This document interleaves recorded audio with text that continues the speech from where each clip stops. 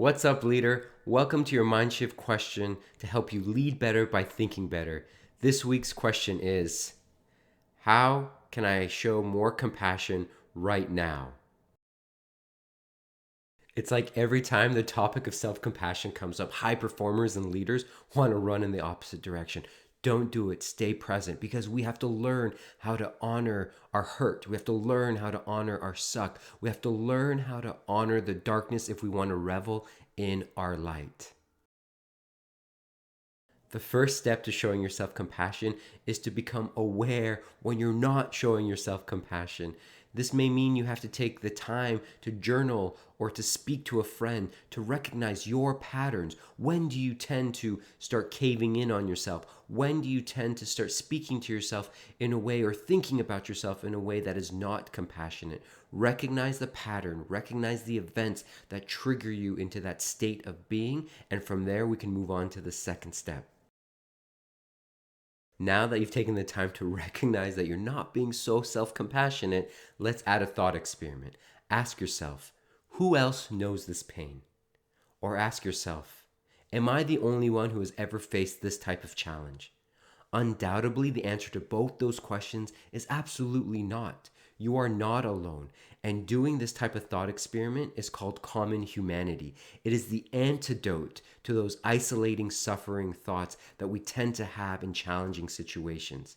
So I want you to connect to those type of questions and recognize that you're just living in a universal experience called being human. And those of us who are trying to be leaders and push the boundaries will ultimately face setback and disappointment, because that's part of the definition of going first. It's part of the definition of being a leader. So add the thought experiment in after you recognize that you're not being so compassionate towards yourself, and then let's go into step number 3.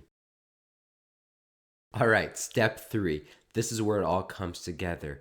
Now it's your turn to start self-coaching. Now it's your turn to start taking the time to recognize the self-talk and how you want to change it. What kind of language you want to use. And a simple exercise here is think about someone you dearly care about.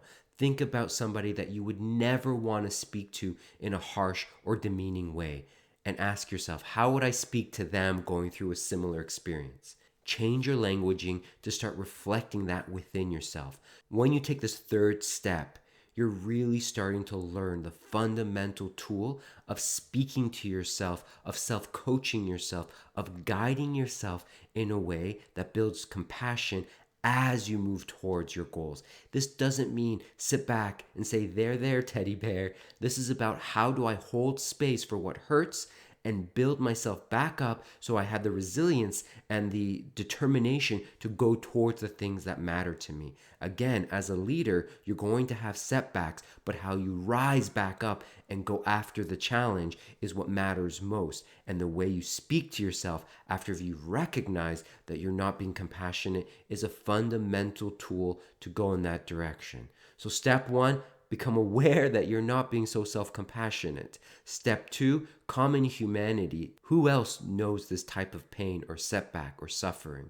Remember, you're part of the human journey. You're not alone in that. And step 3, language. Start speaking yourself and coaching yourself in a way that allows you to get back up and go after what you're most passionate about. Put these 3 pieces together. Add compassion to the situation and recognize that with heightened compassion comes heightened performance. If you know anyone that needs a mind shift today or needs to add a little bit of self-compassion back into their day, please share this video. And remember, nothing shifts unless you shift.